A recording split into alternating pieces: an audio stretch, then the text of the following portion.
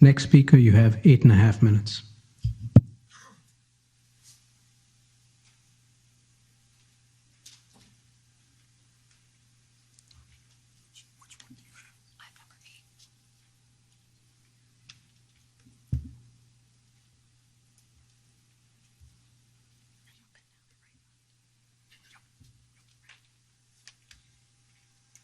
Hi, my name is Madris Tomes.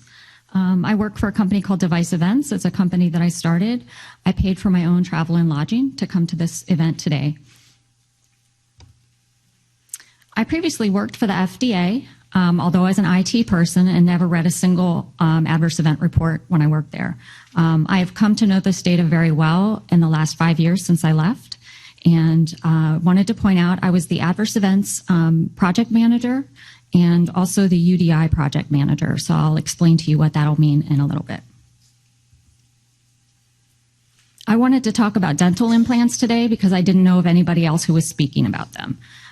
The reason that I want to address them is because dental implants are the second most reported device in the history of adverse event reporting to the FDA. They are second only to blood glucose tests. There have been over 2.2 million adverse event reports for dental implants, and 2.1 million of those were only released in June. 1.6 million of these were classified by the manufacturer as serious injury reports. The vast majority of the device problems associated with implants are due to loss of osseointegration or failure of the implant to integrate with the bone. So you can see here on the slide, I hope it's dark enough for you to view, under the device problem, there are 1.5 million failure to osseointegrate reports. There's something definitely going on with this device. One of the things that I do when I find a signal with adverse events is I tend to look at the company name. I think it's a typical response. What's the brand? What's the company that's causing the issues? When I pulled up the list of the dental implant companies, there was no one company. It's all of them. I don't know if it's a problem with the material, the sourcing, or whether it's exactly what we're talking about today, that these devices are rejected by the body.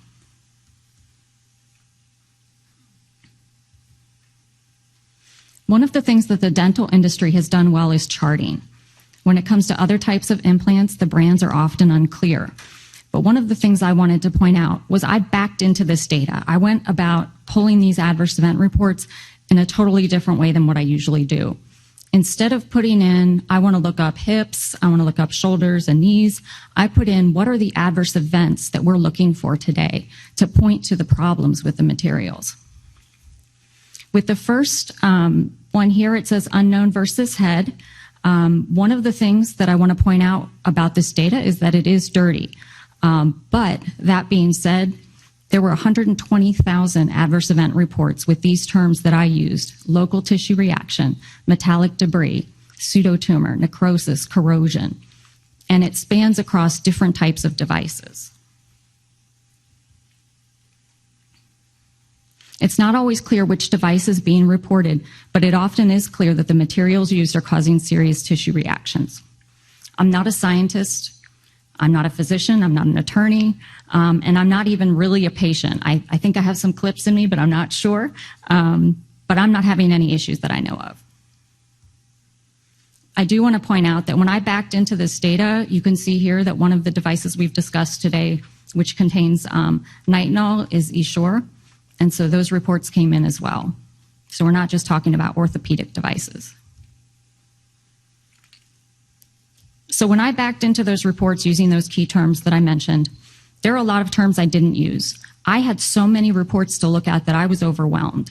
When I included terms like lupus, fibromyalgia, autoimmune, and then the tests such as SED rate, I had 230,000 reports. So I had to back down because Microsoft Excel is not that big. So what I did was I pulled out the device names and then tried to get an idea of which devices we're talking about. As you can see here, the metal-on-metal hips are the #1 reported, possibly because they've received a lot of attention. Here you can also see, though, that the metal polymer and the metal ceramic polymer also have issues, as well as Essure.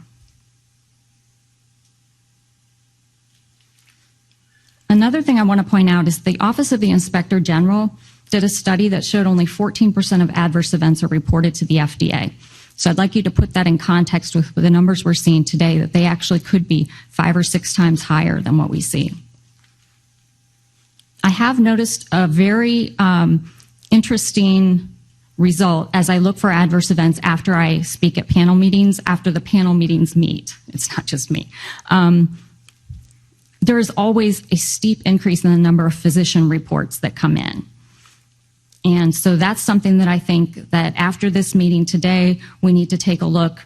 Okay, maybe people didn't realize this before, patients didn't, maybe not all physicians realize these issues. But this is a chance to ask those physicians and patients to now come forward and send in their adverse event reports that we have more data. Although 230,000 reports is pretty good. It's a good start. The types of metals used in devices are not regularly included in device labeling. Often the materials include alloys containing nickel. Women typically know if they're allergic to nickel, but patients are not being informed that this metal is going to be implanted in them. The unique device identifier, which is essentially a barcode, contains the field to collect whether a device contains latex, but it doesn't collect whether it contains nickel, cobalt, chromium, or other materials.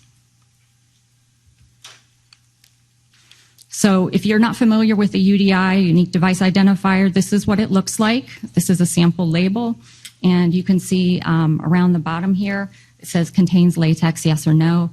There are fields that can be added to the UDI. It has to go through a regulatory process, but it is doable, and it has been done, and it's still being rolled out. Allergy testing for any device material implanted in the body should be compulsory, even for staples and clips, which I also saw a large number of reports for those. They didn't make the top 10 list, but they're definitely there. Not all sensitivities and allergies can be detected in advance, but this will help physicians determine whether sutures or a different type of device or procedure should be considered.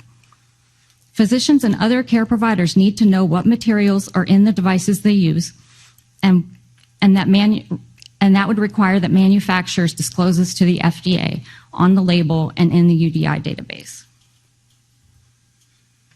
The unique device identifier should be updated to include metals and alloys contained in devices. This would allow electronic health records to pull through data to the patient file that would help care providers know what might not be compatible with their patient. And finally, the FDA should strongly consider sending all types of physicians a Dear Doctor letter to alert them to the systemic issues, allergy, autoimmune, toxicity, caused by metal-containing devices.